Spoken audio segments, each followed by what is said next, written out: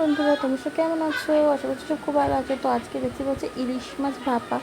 তো এই যে ইলিশ মাছটা কেটে নিয়েছি, কেটে নিয়ে এখন ধুয়ে নেব। তো কাটতে কাটতে আমার হাতও কেটে গেল, আর কি বলবো। তো এই যে ইলিশ মাছটা নিয়ে নিয়েছি, এই 5টা মাছ আমি রান্না করবো, আর এগুলো তো অন্য একটা রেসিপি হয়ে যাবে। তো এই যে মাছ নিয়েছি, মাছটার মধ্যে এখন নুন হলুদ ভালো করে মিশিয়ে মাছটাকে রেখে দেবো প্রায় আধা ঘন্টার জন্য। তো এই যে নুন দিলাম, তারপরে হলুদ দিলাম, দিয়ে এবার খুব সুন্দর করে মাছটাকে মাখিয়ে রাখবো।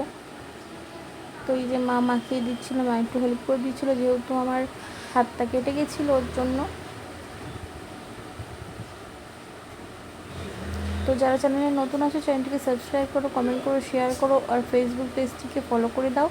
আর ফেসবুক পেজের মধ্যে আমার ইউটিউবের লিঙ্ক আছে, সেখান থেকে ডাইরেক্ট তোমার ইউটিউবে গিয়ে ভিডিওটা দেখতে থাকো। তো এই যে কালো সর্ষে আর হলুদ সর্ষে নিয়ে নিয়েছি। তো এইটাকে এখন মিক্সিতে ভালো করে ব্লেন্ড করে নেব। তো এটা ভিজিয়ে রেখেছিলাম কিছুক্ষণ। তো এর মধ্যে দেবো হচ্ছে লঙ্কা 4টে। তো এটাকে ভালো করে পেস্ট করে নিয়েছি। তো পেস্ট করে এটাকে একটু ছাঁকনি দিয়ে ছেঁকেও নেব। তো দেখো ছাঁকনি থেকে ছেঁকে নিয়েছি। তো এর মধ্যে দেবো হচ্ছে আবার পোস্ত।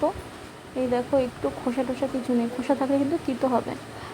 তো এই যে নিয়েছি, তো এই যে পোস্ত নেব, পোস্তকেও মিক্সারে ভালো করে ব্লেন্ড করে নেব। তো এই যে মিক্সারে ভালো করে ব্লেন্ড করে নিয়েছি পোস্তটা। তা ভালো করে ব্লেন্ড করে নেওয়া হয়ে গেছে। এখন সর্ষের সাথে মিশিয়ে দিয়েছি। তো এখন রান্না করবো হচ্ছে ইলিশ ভাপা। তো কড়াইতে তেল দিলাম, খাঁটি সর্ষের তেল। তো তেলটা একটু গরম করতে দেবো। ফোড়নে দেবো হচ্ছে কালো জিরে। তো এই যে কালো জিরেটা দিলাম, দিয়ে একটু ভালো করে নাড়াচাড়া করে নেব।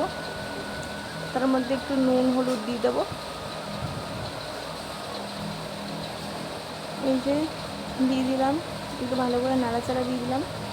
পরে যেহেতু আর হলুদ দেবো না, ওই জন্য এখনই হলুদটা দিয়ে দিয়েছি। নুন দিলেও হয়, বাট নুনটা আমি দিইনি, নুনটা পরে দেবো। তারপরে যেই পোস্ত সর্ষে বেটেছিলাম সেটা আমি দিয়ে দিলাম। এবার এটা ভালো করে ফুটবে, যতক্ষণ ফুটবে ততক্ষণ ভালো করে মানে মিডিয়াম ইয়েতে রাখতে হবে, লো ফ্লেম না মিডিয়াম ফ্লেমে রেখেছিলাম। তো এই যে হচ্ছে মাছটা রেখেছিলাম হচ্ছে আধ ঘন্টা ফ্রিজে রেখে দিয়েছিলাম। তো এবার এখন লবণ দিলাম, লবণ দিয়ে ভালো করে নাড়াচাড়া করে দিচ্ছি। তো এই যে ভালো করে দেখো ফুটে গেছে। এবার মাছটা আমি দিয়ে দেবো একটা একটা করে, সাবধানে দিতে হবে যাতে কোনো মাছ যাতে পরে ভেঙে না যায় সেরকমভাবে।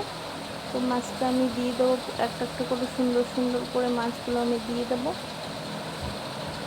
তো এটা খেতে এতটাই ভালো লাগে, এটা আমি ফার্স্ট টাইম বানিয়েছি আর ফার্স্ট টাইম খেয়েছি, তো প্রেমে পড়ে গেছি। খুবই ভালো লাগে ইলিশ, সত্যিই খুবই পছন্দ আমার খাবার একটা।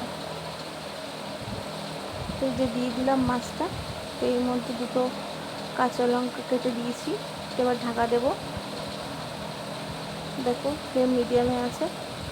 তো ঢাকনাটা আবার আমি কড়াই থেকে উঠিয়ে দেবো। দেখো কত সুন্দর লাগছে এখনই দেখতে, এখন তো পুরোটা হয়নি। তো একটু মানে নাড়িয়ে দেবো যাতে তলাটা লেগে না যায় ওর জন্য।